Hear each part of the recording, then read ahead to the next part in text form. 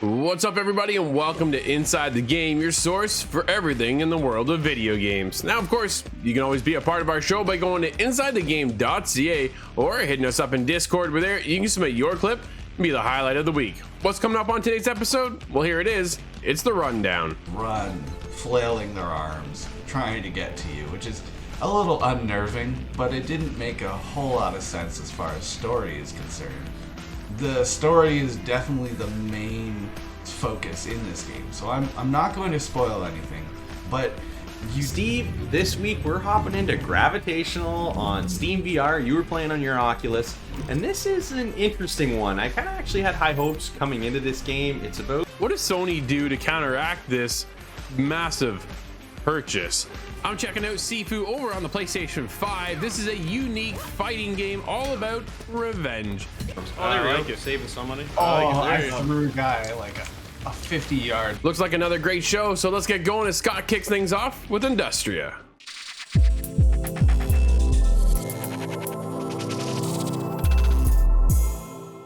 We're off to a strange place. Let's explore Industria.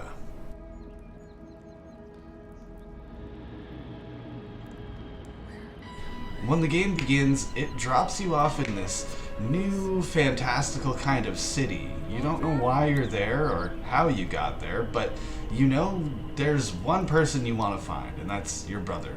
And going to find your brother is not an easy task. It leads you through the city in different little sections on your journey to kind of make sense of what's going on in this world, what happened to the city, and there's nobody around, and where am I? Where is my brother? And the mystery is slowly unveiled throughout the rest of the game. As you find yourself traversing the city, you will kind of come across several different environment types. There's tight kind of office rooms, there's factories that you can go in that are just dilapidated. You find a lot of these abandoned houses with kind of different little quirks to them, some reasons to explore, but it is just a little bit lackluster. Aesthetically speaking, though, these environments look great. Technically, the resolution is pretty good and everything looks well populated, but it does get kind of, I don't know, depressing going through this dilapidated, broken down city. It does get a little tiring, but the aesthetic matches with the kind of robots, the enemies that you find. There's a lot of these humanoid creatures, and they kind of stalk around. Some of them are adept at using weapons so they can shoot back at you, but the majority of them just kind of run, flailing their arms, trying to get to you, which is a little unnerving, but it didn't make a whole lot of sense as far as story is concerned. The story is definitely the main focus in this game, so I'm not going to spoil anything, but you do learn a little bit about what's going on in the city. Why are these robots here? Did they murder everyone? Did people escape? All of these questions do get answers, but they're answered in the form of collectibles. These journal entries, these pages that you can find around. And that's just about the only story that you're going to be told. There is an NPC that you can speak to over the radio throughout the game, and they give you a little bit of offering as to what happened, what's going on, but they mainly just focus as a waypoint.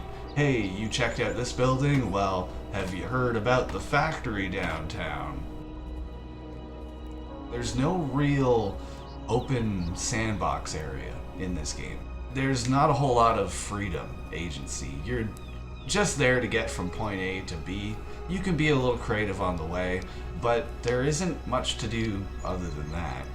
There is a little bit of exploring you can do, and that does reward you with some items. You can pick up different ammo types.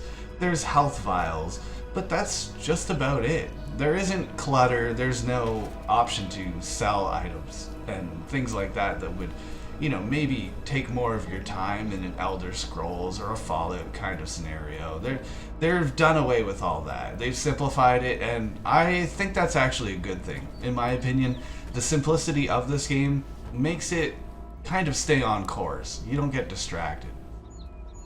You're only ever scavenging for different ammo, and with 4 different weapon types, there's never really an issue of, oh no, there's no ammo. Kind of a, what Resident Evil would do to you. Doesn't seem to happen in this game.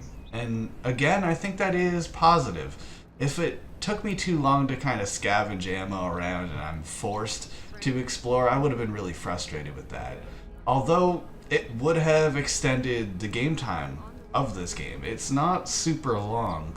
It's been recommended at about 4 to 5 hours. I think it took me about 7 when I was taking my time going through it.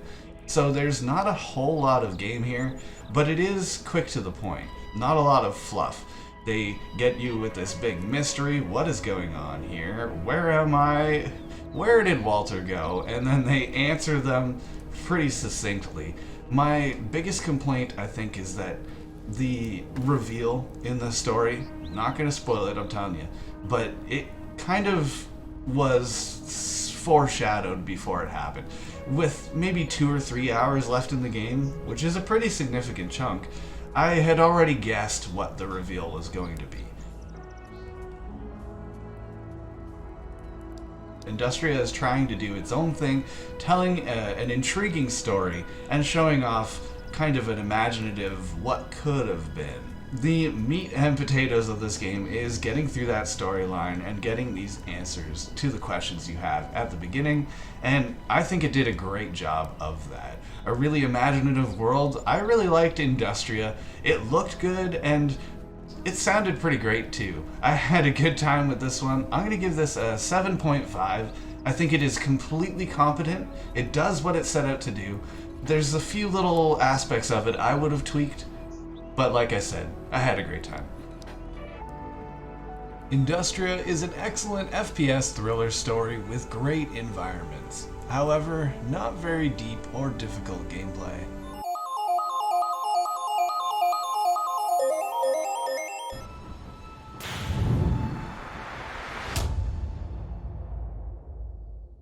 Some pretty exciting news coming out of Steam this week. We're getting a final date on the actual Steam Deck handheld gaming device launch, and we're gonna actually be able to buy these things on February 25th. And when I say we're gonna be able to buy them, only people that got in on the pre-sale, and that wasn't me, but if you did actually sign up for a pre-sale spot, they're gonna be sending out emails on the 25th, and you have 72 hours to claim the Steam Deck that was, reserved for you. And if you miss that window of time, it's gonna go to the next person in line, and their 72 hours is gonna start. So make sure you're watching out for those emails, because this isn't something you're gonna want to miss out on, especially if you sign up for the pre-sale. You're definitely going to want to get your hands on this. They've done a good job here, because honestly, I think being able to take your games on the go in any form is great, but being able to take your Steam library and have it optimized for a handheld device and take those games on the go, I think is kind of an amazing revolution. I mean, we've seen a lot with cloud gaming and other things, but honestly, someone that owned a Sega Game Gear, this thing kind of gives me those vibes. Obviously, we're looking at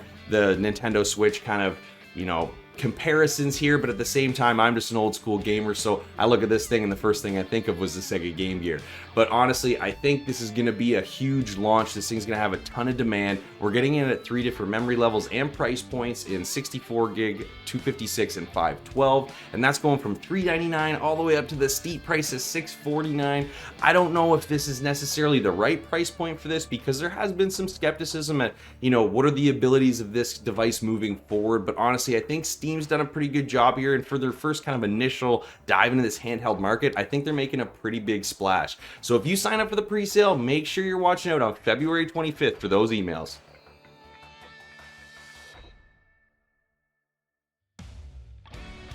Alright, so there's been some big rumors going around with video games again transitioning into movies. And this time I'm talking about The Rock. He has flat out said that he's working on a new video game project. Well, what could that possibly mean? There are a lot of options that I would love to see. Gears of War, that would be awesome. Maybe a Doom revival, maybe. The original's a little, hit and miss, we'll say. And, well, another possibility, Mass Effect, that's another rumor that's going around.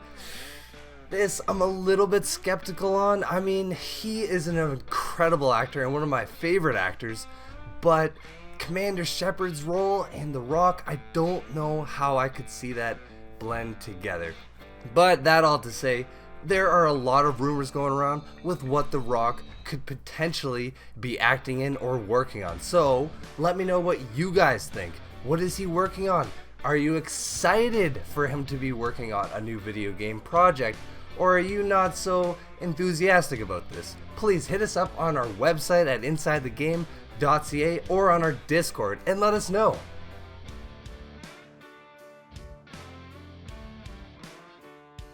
It looks like Sony's been testing out a brand new feature on the PlayStation mobile app for Android and iOS, and in my opinion I think it's been a long time coming, as this feature will make it easier for PlayStation 5 users to upload any video capture or screenshots directly to your cell phone, as long as it's been enabled on your PlayStation 5 and the PlayStation mobile app. Because at the moment the only way if you want to share any captures is by a couple of methods. One of them is actually plugging in a USB straight into your PlayStation 5 console and then transferring the files over and then uploading them to a PC and then sharing them that way. Another way is to create a party chat within game with a friend and then sending them the capture. But that means then what you'll have to do then is go into your PlayStation mobile app, find that party chat and then download your image straight to your cell phone. Now this capture feature is still in a beta stage, and it's only available in countries as Canada, Japan and some parts of America, but they have promised to be rolling out to other countries real soon for testing. Another thing they've pointed out as well, that the capture will be no more than a 1920 by 1080 resolution and the videos can be no longer than 3 minutes.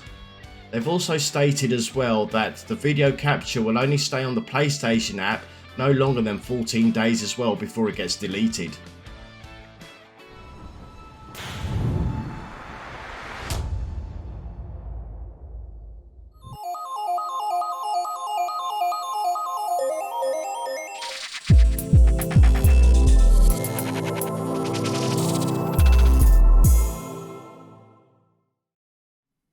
All right, Steve, this week we're defying the laws of gravity, solving puzzles in Gravitational.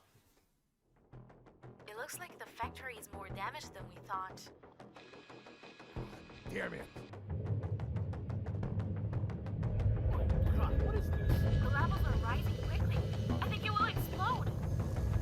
Steve, this week we're hopping into Gravitational on Steam VR. You were playing on your Oculus, and this is an interesting one. I kind of actually had high hopes coming into this game. It's about $22 on the Steam store, and it is a puzzle game. And I haven't played many VR puzzle games, but just puzzle games in general I'm a bit of a fan of, so I was looking forward to this.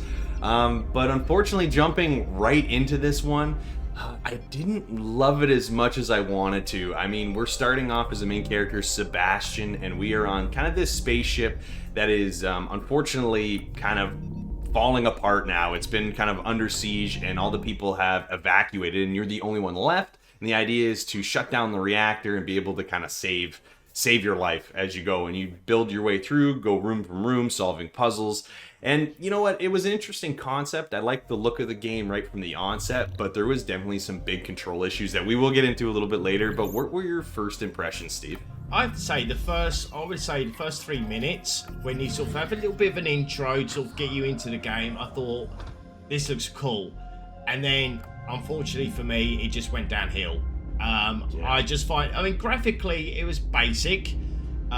It was visually pleasing on the eye, but it just felt like, for me, it was lacking atmosphere. Like you said, you play Sebastian, you do have Isabel, who's like kind of helps you to guide you through the levels to get to the reactor before it explodes. But boy, this is lacking content. This is lacking so much content. I mean, like you said, the wheelchair, you're in a wheelchair. There's 3 ways of moving around. I tried all 3. They do get you to try 3 types out straight off the hop. Yeah. So you got like a motorized wheelchair where you use your thumbstick just to move it around. And I suffered severe motion sickness. The second one is actually just to physically grab the wheels and turn them. And you could be going like mad and move about 1 inch. And it did not work. And then the option I went for was basically just forwards and back on the thumbstick. And then as you move, hit the X button and it'll point you in a direction. But the issue is it doesn't always line up with the body when you look down at your legs. Yeah. Oh, I know. And that's actually a huge problem in this game because you are traversing this world in a wheelchair and it gets stuck on everything. Yeah. Like this game, it's interesting because when you're building these paths with the blocks that you have to move around, which is a cool aspect. I love the idea of how they, brought the puzzles and gave them to you and kind of let you work your way through the level. You can, use your wands to then grab the blocks and rotate them and connect them in certain ways to make bridges across gaps to get from point A to point B. And that's really all it is, though. It's very basic. As we work our way through the 15 levels, we do get different styles of blocks that then, the red blocks make a bridge, the purple blocks make a T. We were talking earlier, the yellow blocks that you have to kind of slide out of the wall and rotate. There's really cool ideas here, but the execution of it all was really lacking and mainly started because of the controls, Steve. It was a real pain in the butt to get around. They didn't make it very intuitive, and every level really looked the same. The only difference is the color of blocks that you were using and maybe just the layout of the actual rooms that you were in. But when you finished a level and went on, you went to the same anti-gravity elevator room to go to the next room, and there's a little bit of voiceovers, which also wasn't really done that well. I mean, it's super basic stuff, not a ton of emotion. For a VR game, it just really didn't feel that immersive. Yeah, it just lacked so much, and like you said, you have to hit switches to activate these gravitational fields for you to move around to get to certain platforms and levels. And you have to grab like these bars appear vertical that you grab hold of to sort of try and force you to the next one. And I had so much issues with the game mechanics of this, because you grab it, you just pull it a little bit, and I'll be shooting off in the air or shooting to the left, and then as soon as you leave that gravitational, you fall. And even if you're like 2 foot off the ground, you have to start again. You gotta reset. Yeah. And in the elevator, I got stuck on little bits. Your foot catches something, and I couldn't grab no bars. So then you have to restart that level again. And I just find it too frustrating. So, Steve, we've traveled through Gravitational. Thoughts aren't great on this one. We definitely didn't have the best time. I think we were both hoping to have a better time with this game. Again, it's only $20, but I personally don't see the value there. If you've got to score this 1 out of 10, Steve, what are you going to give it? Well, I mean, this game, like we said, is only like 2 hours long. Each puzzle's exactly the same, almost. The same cut and paste on some of the graphics. And unfortunately, I got bored very quick with this. I'm giving this a 3.5. You know what? I'm right down there with you, man, because honestly, for $22 we talked about, there's tons of great VR games that go on sale on Steam that you can pick up for the Oculus store. I just think your $20 will be spent better somewhere else. So you know what? I'm giving this one a 2.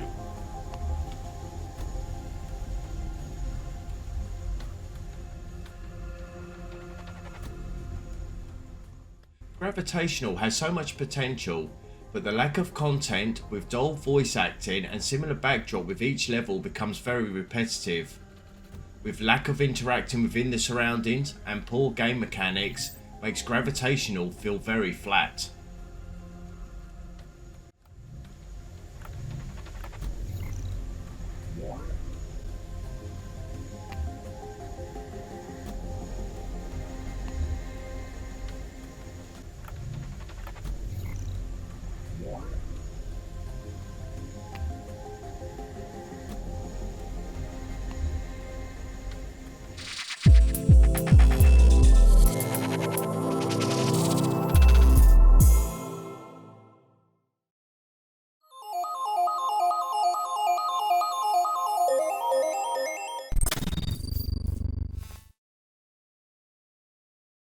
Alright, I'm back with some more tips and tricks and memories of Mars, and this week I'm talking about blueprints.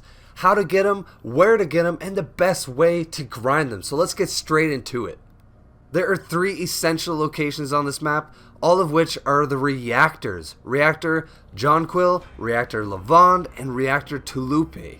So the first reactor I'm going to talk about is Reactor Jonquil. It is at the northern central part of the map, and here you can buy blueprints, and all of these reactors have basically the exact same layout. So if you head into the building and turn left, there's a computer that sells a random set of blueprints. This refreshes approximately every 12 hours around 2 o'clock Eastern time.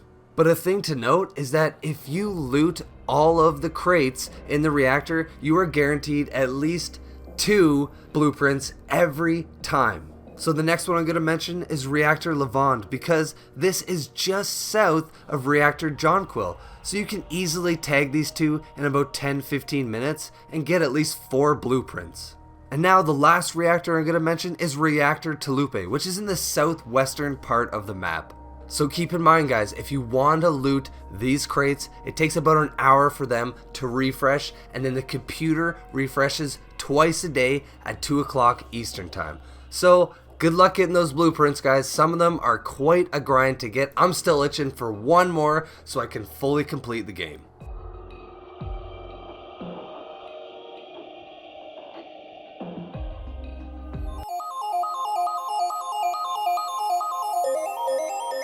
Scott, we had one of the biggest purchases around in the video game space. We're talking about Activision Blizzard getting purchased by Microsoft. And the biggest thing is now, what does Sony do to counteract this massive purchase?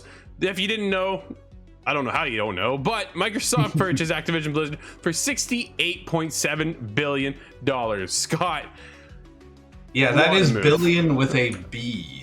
Yes, it's definitely a huge move, right? And with that purchase comes a lot of skepticism of what happens now over in the world of PlayStation. How does PlayStation respond to this now that they have, they basically lost somewhat Call of Duty? The contract is still set for the future. It is there. It's going to be there for a couple more years. But, dude, not all of the games, I think, in the future will stay with PlayStation. And are there any concerns coming out of you? Well, yeah, it is unlikely that they will continue to be multi-platform forever. Yes. We saw what happened with Bethesda and Yep. ZeniMax, and the way they kind of put it behind closed doors. For sure. And as you've said a few times now on the Daily Show, you don't go and spend $68 billion for nothing. Yeah. And so it sure makes sense that they will start constricting the Call of Duty games coming forward. But other than that, there's a little bit of concern with the industry at large. Does this mean a monopoly type scenario? Is this Microsoft buying up everybody and, close PlayStation out? And there's a lot of people going back and forth talking about that. And it's my personal belief that that's not what the intention is. And I think you're right. I'm positive in thinking that this is going to be, just a spurring movement across the entire industry, more than it will be destructive for us. Absolutely. I agree with you 100%. I think it's more solidifying another shooter on the Xbox platform. I think that's really kind of what they're doing, what they're looking for. And not only is it, when you think of Activision, you think of Call of Duty, but look at Blizzard's lineup and all of their games, with World of Warcraft and StarCraft and so many other titles that allows Xbox to... Well, exactly, right? It allows them to just kind of broaden their studio reach and then partner and work with these studios to maybe branch into other avenues and maybe not have a Call of Duty game every single year. I think you're going to get Warzone out there repetitively changing up the map, doing such things of that nature. But now we're getting into the, what are they going to do with Halo? Will you see some of like Treyarch, team members work on Halo? Will they start coinciding, working together? How do they make that even better? Even Halo launched and the single player is fantastic. We talked about it in the show. The multiplayer has got its ups and downs, right? But if you pull in maybe some of Treyarch's or your Sledgehammer games, are they able to kind of weave in some of that Call of Duty feel? And how do they have Warzone running up? It's going so well, and yet the multiplayer for Halo is kind of just not where exactly everybody wanted it to be. But it's still dude, it's still a solid game. Oh yeah, it's still the two shooter heads to me, at least for the last 20 years, have been Call of Duty and their ecosystem, and then Halo. Yeah. So if this is an opportunity for 343 to speak with Treyarch and the like to create something more modernized, I think that's really good for the gaming industry as a whole. And if they get something kind of ironed out in this deal, or they come out with good products, I think it'll set a good example for companies like Sony to follow suit and kind of get their own creative groups commingling, which I'm sure they do. But the thing with that, with the commingling of their groups, they just added Bungie and the That's a huge get. A lot of people are, was that response of Microsoft? Absolutely not. The Jim Ryan came out to say that this is like a 4 to 6 month deal in the process that's been going on, right? This stuff wasn't, oh, Microsoft bought them, okay, we got to run out and buy another studio. That's not how that works, right? So they definitely came around, and it was just something that they needed to add to their ecosystem. And Jim Ryan stated that Destiny and Bungie will stay as a multi-platform, right? They will be a multi-platform studio. You're still going to get stuff on Xbox. They're not going to just shut it down and, oh, that's it, you're only moving to PlayStation. Dude, I think the next IP though out of Bungie will be a PlayStation exclusive. Yeah, that is likely. And thinking of them commingling with other PlayStation studios, there's a lot of really good things they could bring back out of kind of dormant IPs. I mention Resistance all the time, and I'm not Sure going to do. let this opportunity pass. It could be, you get all these old studio heads from Killzone projects, from Resistance projects, and you put them with Bungie and the current Destiny climate that exists right now. That could be a really good combination. Well, their main focus now is getting up into this ecosystem of the games of service model, right? And how do they focus on growing that? You pulled in Bungie. That's one of the best companies, one of the best studios around, doing it right now and doing that very, very well. You've seen out of PlayStation a heavy focus on single player content. Like, you can't get any better than Spider-Man, God of War, you know, Horizon. There's so many staples when it comes to first party storytelling for single player stuff, but where's the multiplayer side of things? And that's what they lack, right? We had Ghost of Tsushima and they had Legends, which was a multiplayer feature, which was a big surprise and a much welcome surprise, Scott. That thing was awesome, but it's over. Like, that's they did it, it moved on, that's it. The Sucker Punch is gone. They're now moving on to the next project.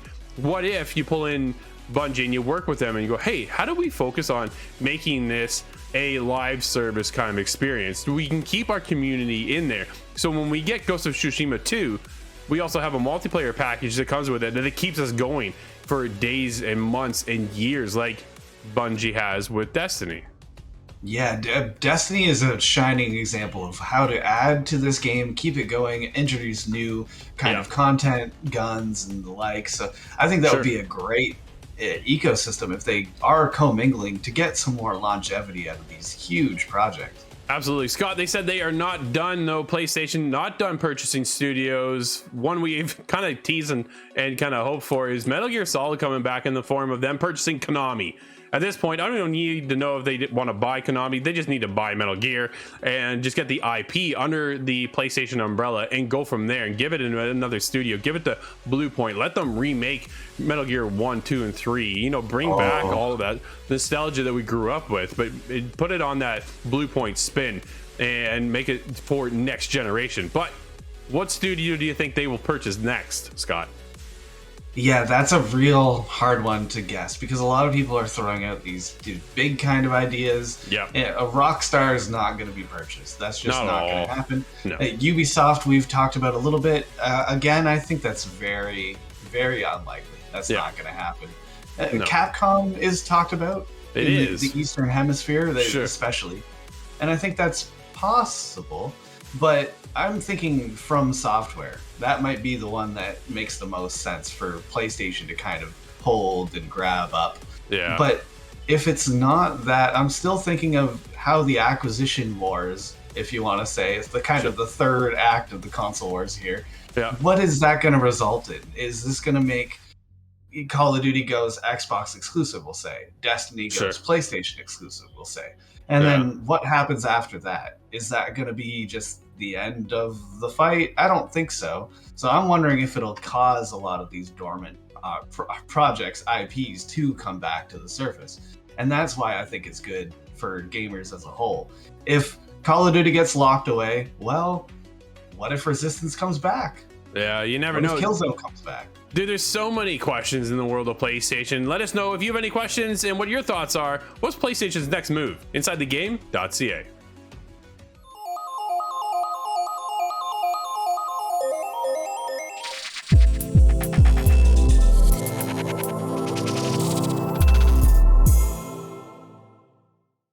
I put my fighting skills to the test.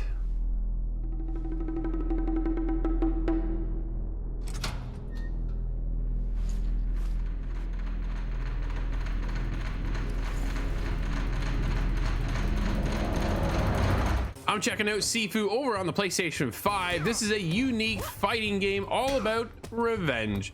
Simple story, your family has been murdered as a kid and you're out to get those who took out your family. Pretty simple concept. There are overall 5 bosses to take out within the campaign, and this, it has a unique twist. If you played Returnal, it's going to be somewhat familiar to that, and the fact that you have 1 life to take out everybody. And this is kind of what hinders the game, at least from my experience alone. Overall though, the game, when it comes to the fighting skills, the kung fu mastery behind it all, I think is a standout title when it comes to these fighting games. This is something, it is very unique and so fluid in the way everything feels. You feel like a kung fu master until you get beat down yourself. Here's how it works. You have 1 life to finish the entire game. Every time you get knocked down, it's almost like taking a little bit of health off your life, but it actually takes off your age. So when you get back up, you actually age up. So you start with age 20, but if I get beat down, then when I get back up, maybe I'm 21. It's kind of randomized, so sometimes it could be 23, 24, and it goes all the way up until you hit about 74-ish.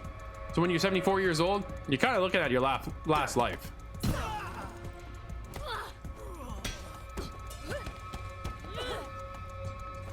In order to progress through the game, it's quite simple.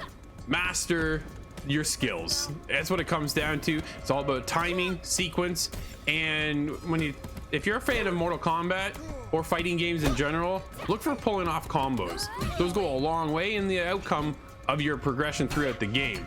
The biggest downfall, like I said though, is this age category, and you have 1 life. These levels aren't easy. In fact, they actually reached out and asked how we were all doing. And I commented back how tough it was. The developers over at Slow Clap listened just to us, the early reviewers, and toned down some of the battle mechanics and the fighting mechanics behind the game as far as the difficulty level is concerned. I thought that was fantastic. Already listening to, the fans, the people who are playing the game. I'm curious to see how that's going to affect when it actually releases here just in a matter of days. It's definitely going to be cool to see Slow Clap take this on, and where do they head further with Sifu? Do they listen to fan feedback? I guarantee there's some people who are going to finish this game. Me, I'm not going to do it. It's just not going to happen. I can't. I tried over and over and over again. I made it to the end of the 2nd level. Yep. There's a total of 5 levels, like I said. I've got to the end of the 2nd one and been in it for hours. These aren't short levels, so in order to progress through, you have to be able to keep your life count down, and it's hard. It's a difficulty spike in this game that's gonna be challenging for others. A ton of us are gonna have a struggle, and it's unfortunate because we want to play the game. I want to finish this story. I want to get into the next level, and I found myself, here's what happens. You play, you get beat down to the point where, like, I'm this close probably sometimes from smashing my controller, and I walk away, go play something else, and then I'm like, okay, I gotta get back to Sifu. Let's try this again. And then you hone in on your skills, you upgrade your skills, which is a unique way of doing things as well. When you upgrade, your skills don't stay with you unless you purchase that skill 5 times. So yeah, there's that too. As you progress though, and you get all your skills and you hone those in, every time you actually restart the game, you then keep that skill, providing you've upgraded it 5 times. There's a lot into this game. There's a lot of depth to it, but the frustration spike of the difficulty level, trying to get through one boss or the next boss, can be really, really tough. What happens is you finish one level, whatever age category you're at, if I finish level 1 and I'm done there with age 30, that continues on to the next level. I don't start back at age 20. You always start the game, the very beginning of the game at age 20, but it doesn't stay that way with going into the next level. So whatever you finish at sometimes might not be well enough to keep you going, because you now have 4 other boss fights to go to. You now then need to restart that level, see how low you can keep your life count down, because you know whatever going forward is going to carry on into the next level. And that's the difficulty level and spike that we face here playing Sifu, and it's unfortunate.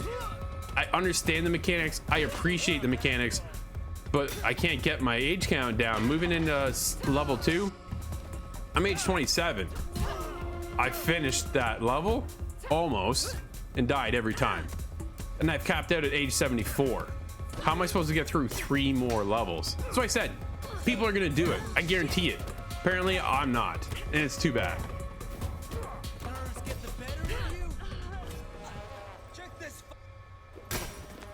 It goes without question, the art style is incredible. I love this aesthetic of the game. The gameplay, I think, is fantastic. The kung fu mechanics that are so fluid, so well timed, and when you counter at the right moment and then go into a special, it is so seamless and it feels fantastic. I think that's the best part about it, is how cool it feels. The inspiration they pulled from all these kung fu movies is awesome. I absolutely love the game, but the difficulty spike will definitely keep me hindered for a long time. Maybe, just maybe one day I'll get to it. But in the meantime, I keep struggling to get there and want to get through this game. I just don't know if it'll ever happen. For me, overall, art style is fantastic. The kung fu fighting is incredible. It is seamless. It is smooth.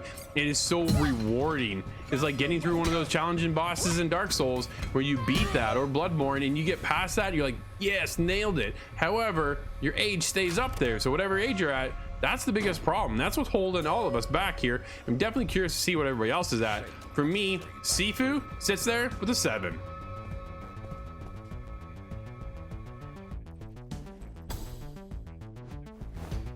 Sifu is Kung Fu meets Dark Souls, a beautiful art style with a story of revenge that will have some players never finishing the game due to its tough game design and age mechanic.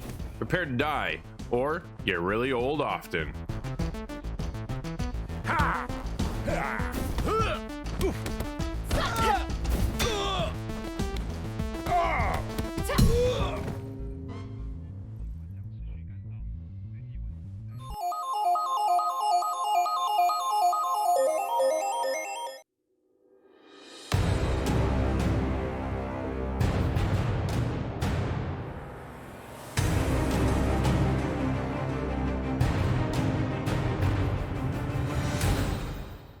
Just created a hiccup. All right. Oh, it just Whoa. dropped us straight back in. Wow, there It's we a little glitchy on the drop in. Dude, Corey's like, "Whoa, it's right in your face." Scott, I'm coming upstairs with it. All right. Steve and I are busting down the door. Let's go, Steve. What's up, everybody? We're checking out Embr. This recently just came to Xbox Game Pass. Scott and I reviewed it a long time ago over on Google Stadia. That is actually where I'm still playing right now. Steve and Corey are on Xbox, and Scott is on PC. Yeah.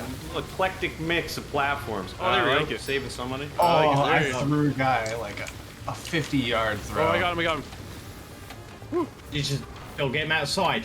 Yeah, you gotta get him outside. Yeah. There's like a drop zone over here or something, isn't there? Oh. Or just outside? Yeah, it's Get marked over in here. yellow. Over there. I'm throwing him. Y throws them. Yeah, he didn't throw it far enough. I think F. Oh! Well, we're on controller. What F? Yeah, Who's yeah. using this Right. keyboard stuff? What is that about? I gotta provide the background audio. Remember, guys, it's the job is to save people here. Oh, Yeah. we sure? We can't throw him in the fire. Whoa. I'm burning. I'm burning. Oh, I found this teddy bear guy. That's a special item. Oh, I got somebody. Oh. Now, Joe, there's some water down here in the kitchen. I turned that off. Who turned that back on? I turned it I on. turned the electric on. There's some water over here. They're zapping everybody. Don't zap everybody. Oh. Oh, How do man, we- this hallway's in rough shape, Drew. What are you doing over We're here? falling apart. We're falling apart. Ah, we're good. How far can I throw this person? Oh, it's You in! break those windows Goal! open, guys. Good game. Who hit the Oh, light switch? Whoa! What happened there? Someone I fell light off the switch. ladder. yeah, don't. Someone zap me. Yeah, I I'm turned it zapped off. Can we bust this? The joists are falling. The sky is falling. Get this out of the way. That's teamwork right there. Good job, Corey. Keep it up. Yeah, let's Oh, go. you guys fell through. Here's a ladder. There's a ladder. Come on up.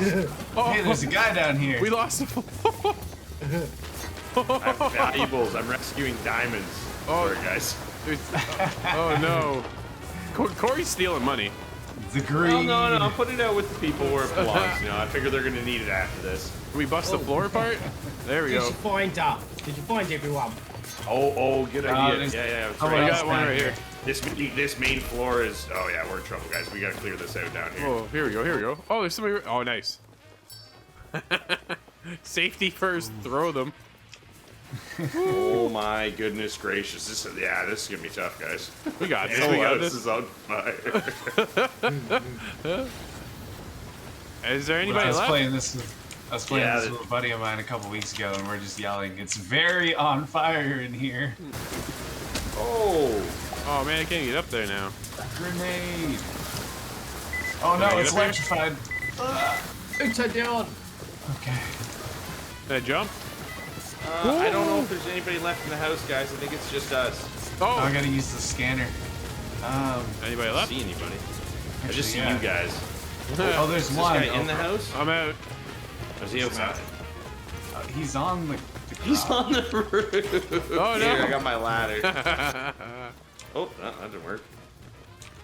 Still Got got him. lots of time. Oh, there you go. got him, Nice. Yeah, you gotta get Yeah, more of an now- angle on that ladder.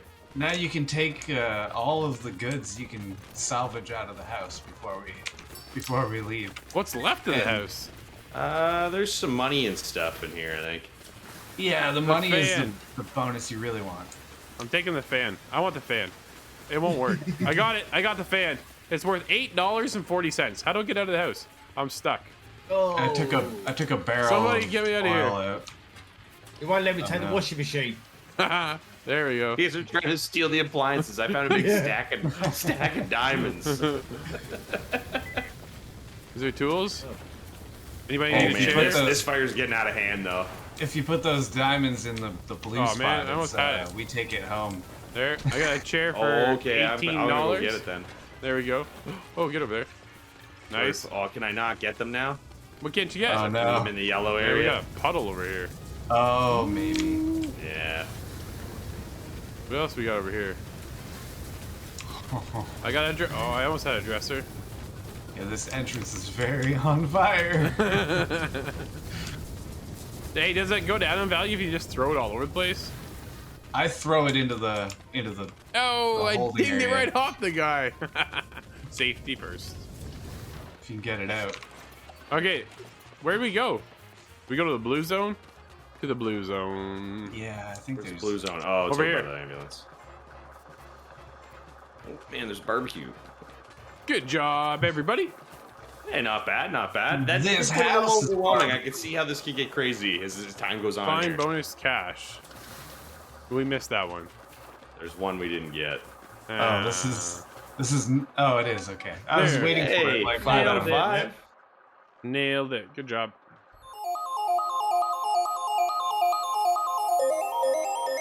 That'll wrap up today's episode. Thank you for hanging out with us. And as always, you can be a part of the show by going to insidethegame.ca or hitting us up in Discord. Where there, you can submit your clip and be the highlight of the week. Who do we have this week? Well, none other than Enslin. And sometimes, to take out the competition, you just gotta go head to head. Till next week, everybody, thanks again for watching, and we'll see you inside the game.